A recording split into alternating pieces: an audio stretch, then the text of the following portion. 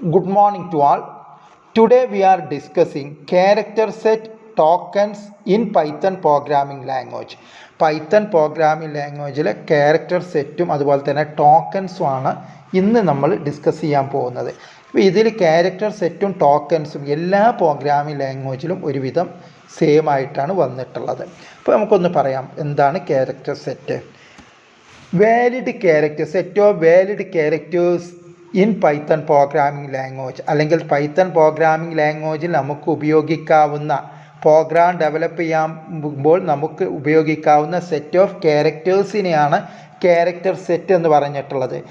അല്ലെങ്കിൽ നമുക്ക് ഇങ്ങനെയും പറയാം, Python supporting characters is known as character set. Python പ്രോഗ്രാമിങ്ങിൽ നമുക്ക് ഉപയോഗിക്കാവുന്ന അല്ലെങ്കിൽ പൈത്തൺ സപ്പോർട്ട് ചെയ്യുന്ന സെറ്റ് ഓഫ് ക്യാരക്ടേഴ്സിനെയാണ് ക്യാരക്ടർ സെറ്റ് എന്നറിയപ്പെടുന്നത്. ഈ ക്യാരക്ടർ എന്ന് പറഞ്ഞാൽ പൈത്തൺ പ്രോഗ്രാമിൽ നമുക്ക് ഉപയോഗിക്കാവുന്ന ക്യാരക്ടേഴ്സിനെ നമ്മൾ 4 കാറ്റഗറി ആയിട്ട് തിരിച്ചിട്ടുണ്ട്. ഒന്നാമത്തത് അതാണ് it can classify into following categories. ഒന്നാമത്തെ ലെറ്റേഴ്സ്.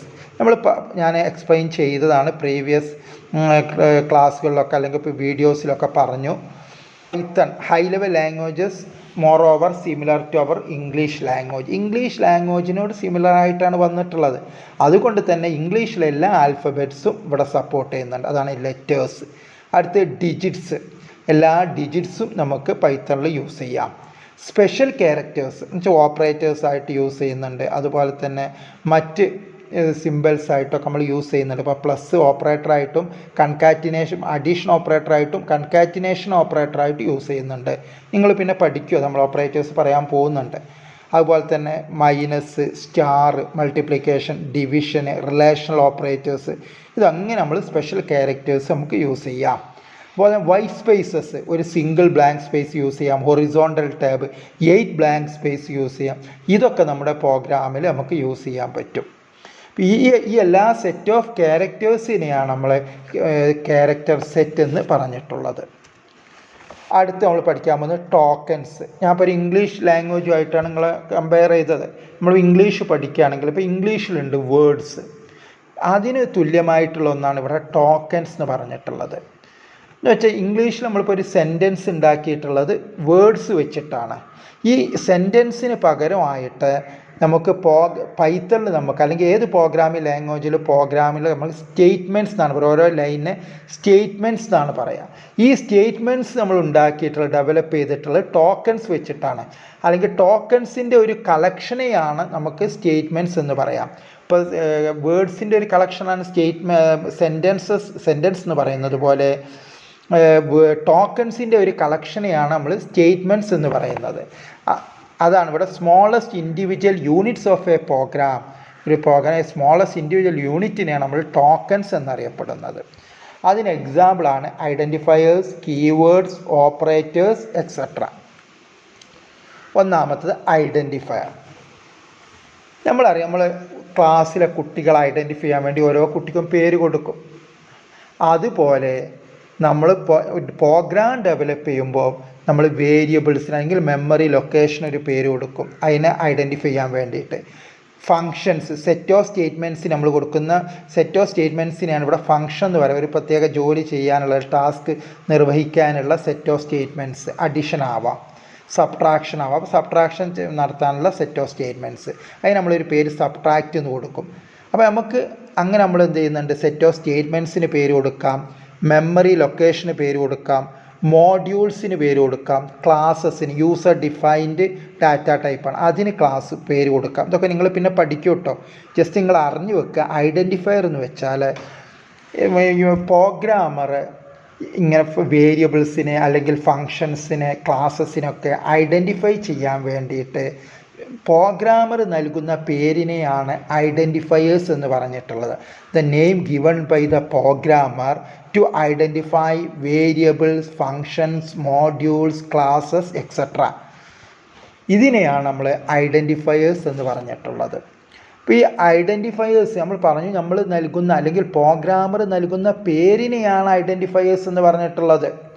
അപ്പം ഈ പേര് വൈൽ നെയിമിങ് ആൻ ഐഡൻറ്റിഫയർ, ഒരു ഐഡൻറ്റിഫയർ നമ്മൾ പേര് കൊടുക്കുന്ന സമയത്ത് we have to follow certain rules, നമുക്ക് സർട്ടൻ റൂൾസ് ഫോളോ ചെയ്യേണ്ടതായിട്ടുണ്ട്. അതാണ് ഇവിടെ പറയുന്നത്. ഒന്ന്, starts with letter or underscore. ഒന്നാമത്തെ ലെറ്റർ അല്ലെങ്കിൽ ഒന്നാമത്തെ ക്യാരക്ടർ ഒരു ലെറ്റർ ആയിരിക്കണം അല്ലെങ്കിൽ അണ്ടർസ്കോർ ആയിരിക്കണം. അതാണ് എക്സാമ്പിൾ കൊടുത്തു. ഒന്ന് കണ്ടോ, ഒന്നാമത്തെ ക്യാപിറ്റൽ എം ആണ് അല്ലെങ്കിൽ അണ്ടർസ്കോർ അതാവാം. ഇത് രണ്ടും മാത്രമേ underscore. Only one special character is allowed. ഒരു സ്പെഷ്യൽ ക്യാരക്ടർ മാത്രമേ അനുവദിച്ചിട്ടുള്ളൂ, അത് അണ്ടർസ്കോർ ആണ്. വേറെ ഒന്നും നമുക്ക് ഒരു ഐഡൻറ്റിഫയർ നെയിം ചെയ്യുമ്പോൾ യൂസ് ചെയ്യാൻ പാടില്ല. ഒന്നാമത്തത് ഒരു ലെറ്റർ ആവാം അല്ലെങ്കിൽ അണ്ടർസ്കോർ ആവാം. Remaining is A sequence of letters, digits and underscore. പിന്നുള്ളത് സീക്വൻസ് ഓഫ് ലെറ്റേഴ്സ്. ഇവിടെ ലെറ്റേഴ്സ് ആണ് അല്ലെങ്കിൽ അണ്ടർസ്കോർ വരാം. ഇവിടെ അണ്ടർസ്കോർ വരാം, ഡിജിറ്റ്സ് വരാം. റിമൈനിങ് വരുന്നത് ഏതൊക്കെയാണോ ക്യാരക്ടേഴ്സ് വരുന്നത് അതൊന്നിക്കൽ ഡിജിറ്റ്സ് ആവാം, അണ്ടർസ്കോർ ആവാം, അല്ലെങ്കിൽ ലെറ്റേഴ്സും ആവാം. White spaces are not allowed. അതിനിടയിൽ നമ്മൾ ഒരു പേര് കൊടുക്കുമ്പോൾ അതിൽ വൈറ്റ് സ്പേസ് വരാൻ പാടില്ല. അപ്പോൾ ഇവിടെ ഇൻവാലിഡ് എന്ന് കൊടുക്കാം. കാരണം അതാണ് മാർക്ക് സ്പേസ് 1 എന്ന് കൊടുത്തു. ഒന്ന് കൊടുക്കാൻ ഡിജിറ്റ് കൊടുക്കാമെന്ന് പറഞ്ഞിട്ടുണ്ട്. പക്ഷേ സ്പേസ് വന്നതോടുകൂടി ഇത് ഇൻവാലിഡ് ആണ്. കീവേഡ്സ് യൂസ് ചെയ്യാൻ പാടില്ല. കീവേഡ്സ് എന്താണെന്നുള്ളത് ഞാൻ ഇത് കഴിഞ്ഞാൽ ഉടനത്തെ നമ്മൾ ഡിസ്കസ് ചെയ്യുന്നുണ്ട്. കേസ് സെൻസിറ്റീവ് ആണ് എന്ന് വെച്ചാൽ അപ്പർ കേസും ലോവർ കേസും രണ്ടായിട്ടാണ് എടുക്കുക. ഇപ്പോൾ ഇവിടെ മാർക്ക് മാർക്ക് എന്ന് കൊടുത്ത് എം ക്യാപിറ്റലാണ്. ഇതിവിടെ സ്മോൾ എം എന്നാണ് കൊടുത്തെങ്കിൽ രണ്ട് വേരിയബിളായിട്ടാണ് എടുക്കുക. അപ്പോൾ അപ്പർ കേസും ലോവർ കേസ് ലെറ്റേഴ്സിന് രണ്ടായിട്ടാണ് ട്രീറ്റ് ചെയ്തിട്ടുള്ളത്. അതാണ് കേസ് സെൻസിറ്റീവ് ആണ് പൈത്തൺ പ്രോഗ്രാമിംഗ് ലാംഗ്വേജ്. ഇപ്പോൾ HTML നിങ്ങളെ കൂട്ടത്തിൽ പലരും പഠിച്ചിട്ടുണ്ടാവും. Hyper text markup language website design ചെയ്യാൻ വേണ്ടി ഉപയോഗിക്കുന്നതാണ്. അപ്പോൾ അത് നോട്ട് എ കേസ് സെൻസിറ്റീവ് ആണ്. അപ്പർ കേസിൽ കൊടുത്താലും ലോവർ കേസിൽ കൊടുത്താലും ഒരുപോലെ തന്നെയാണ് എടുക്കുക. ഇതങ്ങനല്ല, ഇത് കേസ് സെൻസിറ്റീവ് ആണ്. എന്ന് വെച്ചാൽ രണ്ട് രീതിയിൽ തന്നെയാണ് എടുക്കുന്നത്. ക്യാപിറ്റൽ ആയാലും മറ്റൊന്നാണ്, ലോവർ കേസ് ആണെങ്കിൽ മറ്റൊന്നാണ്. Keywords has a specific meaning to the compiler. ഇവിടെ കമ്പൈലർ അല്ല, പൈത്തൺ എന്ന് പറഞ്ഞാൽ ഇൻ്റർപ്രട്ടർ ആണ്. It has a specific meaning to the interpreter. ഇൻ്റർപ്രട്ടർക്ക് പ്രത്യേക മീനിങ് ഉള്ള വേർഡ്സിനെയാണ് നമ്മൾ കീവേഡ്സ് എന്ന് പറയുക. These words are also known as reserved words. നീക്കി വെച്ചിട്ടുള്ള ഇതിന് നമ്മൾ റിസർവ്ഡ് വേർഡ്സ് എന്നും അറിയപ്പെടുന്നുണ്ട്.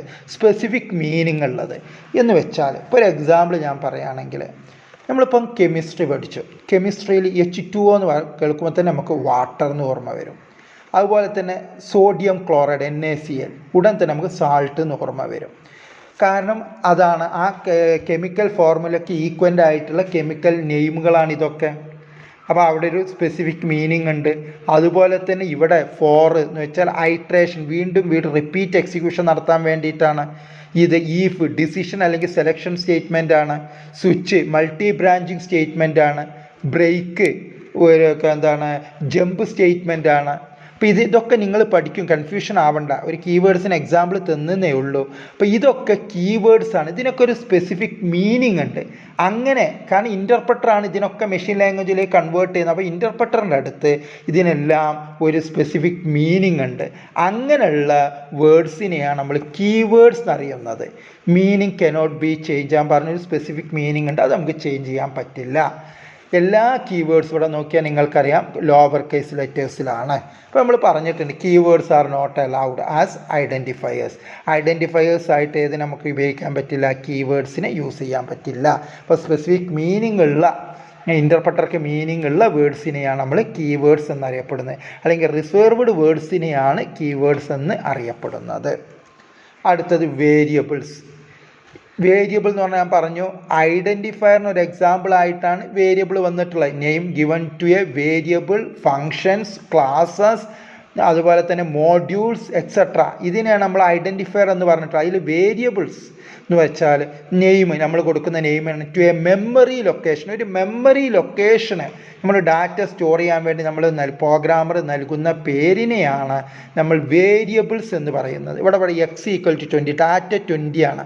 അപ്പോൾ ആ വേരിയബിൾ എന്നുള്ളതാണ് x = 20 എന്ന് കൊടുത്താൽ ഉടനെ തന്നെ അതിനൊരു മെമ്മറി അലോട്ട് ചെയ്യും. ഒരു മെമ്മറി x ആയിട്ടാണ് വരിക. അതിൽ സ്റ്റോർ ചെയ്തിട്ടുള്ള വാല്യൂ 20 ആണ്. ഇപ്പോൾ ഇവിടെ നോക്കാം, എക്സാമ്പിൾ ഇവിടെ നോക്കിക്കോളൂ.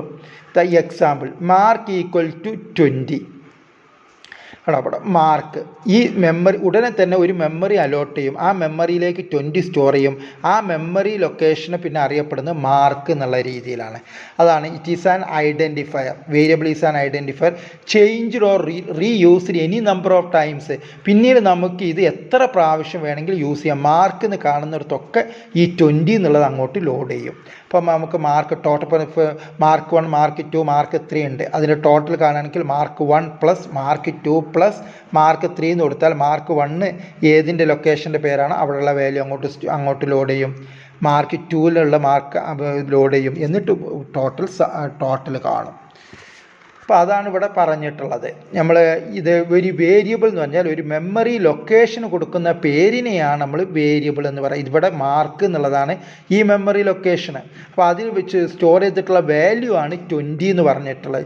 ഇങ്ങനെ നമ്മളൊരു മെമ്മറി ലൊക്കേഷന് പേര് കൊടുക്കുകയാണെങ്കിൽ അതിനെയാണ് വേരിയബിൾ എന്ന് പറയുക. Mark is A variable. It is also an identifier. ഇതൊരു ഐഡൻറ്റിഫയറും ആണ്. കാരണം വേരിയബിൾ എന്നുള്ളത് ഐഡൻറ്റിഫയറിന് ഒരു എക്സാമ്പിളാണ്. It can be changed or reused any number of times during the execution of the program execute ചെയ്യുന്ന സമയത്ത് നമുക്ക് ആ വാല്യൂ എത്ര പ്രാവശ്യം യൂസ് ചെയ്യാനും അതുപോലെ ചേഞ്ച് ചെയ്യാനും പറ്റും. അടുത്തത് ഇനീഷ്യലൈസിങ് വേരിയബിൾസ് ഇനീഷ്യലൈസ് ചെയ്യുക എന്ന് വെച്ചാൽ assigning values to a variable. Mark equal to 20 assign ചെയ്യാൻ വേണ്ടി ഉപയോഗിക്കുന്ന ഓപ്പറേറ്റർ അസൈൻമെൻറ്റ് ഓപ്പറേറ്ററാണ്. ഈ അസൈൻമെൻറ്റ് ഓപ്പറേറ്റർ എന്ന് പറഞ്ഞാൽ ഈക്വൽ വെച്ചിട്ട് നമ്മൾ വാല്യൂ കൊടുക്കുകയാണെങ്കിൽ ഇങ്ങനെ ഒരു വേരിയബിളിലേക്ക് ഇങ്ങനെ വാല്യൂ അസൈൻ ചെയ്യുന്ന പ്രോസസ്സിനെയാണ് നമ്മൾ ഇനീഷ്യലൈസിങ് വേരിയബിൾസ് എന്ന് അറിയുന്നത്. Assigning values to a variables is known as initializing variables. Variables are create at the time of initialization. ഇങ്ങനെ നമ്മൾ വാല്യൂ അസൈൻ ചെയ്യുന്ന സമയത്ത് അതിനെയാണ് നമ്മൾ പറയുക വേരിയബിൾ ക്രിയേറ്റ് ആയി എന്ന് പറയുക. അപ്പോൾ അതിലേക്ക് എന്ത് ചെയ്യും, ആ ഒരു വേരിയബിളിൻ്റെ പേരിലൊരു മെമ്മറി അവിടെ അലോട്ട് ചെയ്യും. അതാണ് അവിടെ ക്രിയേറ്റ് എന്ന് പറയുന്നത്. എന്നിട്ട് ആ വാല്യൂ ആ മെമ്മറി സ്പേസിലേക്ക് ലോഡ് ചെയ്യും. പിന്നീട് നമ്മൾ ആ വാല്യൂ എടുക്കുന്നതും അതിലേക്ക് ചേഞ്ച് വരുത്തുന്നതും ഒക്കെ പിന്നെ ആ വേരിയബിൾ നെയിം വെച്ചിട്ടാണ്. ഇവിടെ മാർക്ക് എന്നുള്ളത് വെച്ചിട്ടാണ്. അപ്പോൾ mark is a integer variable. ഇനി അടുത്ത് no need for declaring variables in പൈത്തണിൽ ഇങ്ങനെ ഒരു പ്രത്യേകമായിട്ട് ഡാറ്റ ടൈപ്പ് പറയേണ്ട ആവശ്യമില്ല. അത് ഞാൻ ഇപ്പോൾ പറയാം. ഇപ്പോൾ ഇവിടെ നെയിം ഈക്വൽ ടു അൻവർ. അപ്പം ഇതൊരു നെയിം എന്ന് പറഞ്ഞ വേരിയബിളാണ്. പക്ഷേ ഇതിലേക്ക് സ്റ്റോർ ചെയ്തിട്ടുള്ള സ്ട്രിങ് ആണ്. സെറ്റ് ഓഫ് എന്താണ് ഇവിടെ ലെറ്റേഴ്സാണ് കൊടുത്തിട്ടുള്ളത്.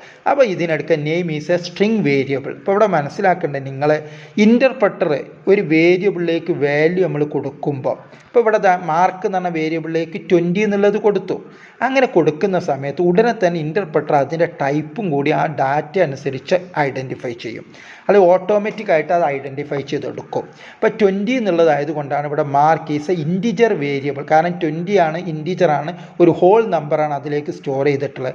അപ്പോൾ അത് ഇൻ്റർപ്രട്ടർ മനസ്സിലാക്കും ആ മാർക്ക് എന്ന് പറയുന്ന വേരിയബിളിൻ്റെ ടൈപ്പ് എന്ന് പറയുന്നത് ഇൻറ്റിജറാണ്. ഇവിടെ സ്ട്രിങ് ആണ് നമ്മൾ കൊടുത്തിട്ടുള്ള സെറ്റ് ഓഫ് ലെറ്റേഴ്സ് ആണ്. അതുകൊണ്ട് name is a string variable എന്ന് ഓട്ടോമാറ്റിക്കായിട്ട് അത് എന്ത് ചെയ്യും, ഐഡൻറ്റിഫൈ ചെയ്തെടുക്കും. എന്നാൽ C++ൽ അങ്ങനെയല്ല. അതാണ് ഇവിടെ പറയുന്നത് no need of declaring variables in പൈത്തണിൽ ഇങ്ങനെ പ്രത്യേകമായിട്ട് നമ്മൾ ഡിക്ലെയർ ചെയ്യേണ്ട ആവശ്യമില്ല. അതിലേക്ക് കൊടുത്തിട്ടുള്ള വാല്യൂവിനനുസരിച്ച് അതിൻ്റെ ടൈപ്പ് ഐഡൻറ്റിഫൈ ചെയ്തുകൊള്ളും. പക്ഷേ C++ നമ്മൾ യൂസ് ചെയ്യുന്നതിന് മുമ്പായിട്ട് തന്നെ അതിൻ്റെ ടൈപ്പ് എന്താണെന്നുള്ളത് സ്പെസിഫൈ ചെയ്യണം. മാർക്ക് എന്നുള്ള ഒരു വേരിയബിൾ നമ്മളിപ്പം യൂസ് ചെയ്യാൻ പോകുന്നുണ്ടെങ്കിൽ, അതിലേക്ക് ഒരു വാല്യൂ സ്റ്റോർ ചെയ്യാൻ പോകുന്നുണ്ടെങ്കിൽ ആദ്യം തന്നെ അത് നമ്മൾ ഡിക്ലെയർ ചെയ്യണം. അതാണ് ഇവിടെ കാണിച്ചിട്ടുള്ളത് ഇൻറ്റ് മാർക്ക്. അപ്പോൾ ഒരു മാർക്ക് എന്നുള്ളൊരു വേരിയബിൾ നമ്മൾ പ്രോഗ്രാമിൽ യൂസ് ചെയ്യാൻ പോകുന്നുണ്ട്. അതിൻ്റെ ടൈപ്പ് ഇൻറ്റിജറാണ്. എന്ന് വെച്ചാൽ അതിലൊരു ഇൻറ്റിജർ നമ്പറാണ്, ഹോൾ നമ്പറാണ് സ്റ്റോർ ചെയ്യാൻ പോകുന്നത്. പിന്നീട് നമുക്ക് അവിടെ യൂസ് ചെയ്യാം. ഇവിടെ അങ്ങനെ നേരിട്ട് നമ്മൾ യൂസ് ചെയ്തിട്ടുണ്ട്. ഇവിടെ അങ്ങനെയല്ല, അതിൻ്റെ ടൈപ്പും കൂടി പറഞ്ഞിട്ടുണ്ട്. ഇതിനാണ് ഡിക്ലറേഷൻ എന്ന് പറഞ്ഞിട്ടുള്ളത്. C++ലൊക്കെ we have to declare the variable before using variables in our program. നമ്മളെ പ്രോഗ്രാമിൽ യൂസ് ചെയ്യുന്നതിന് മുമ്പ് നമ്മൾ ഡിക്ലെയർ ചെയ്യേണ്ടതായിട്ടുണ്ട്. എന്നാൽ പൈത്തണിൽ അങ്ങനത്തെ ഒരു ആവശ്യമില്ല. ഓട്ടോമാറ്റിക് തന്നെ അതിൻ്റെ വാല്യൂവിനനുസരിച്ച് അതിൻ്റെ ടൈപ്പ് അത് ഐഡൻറ്റിഫൈ ചെയ്ത് കൊള്ളും ഇൻ്റർപ്രട്ടർ. ഇതൊക്കെ കമ്പൈലറാണ്. C++ ഒക്കെ പൈത്തണിലാണ് ഇൻ്റർപ്രട്ടർ വരുന്നത്. ഇത്രയാണുള്ളത്. Thank U.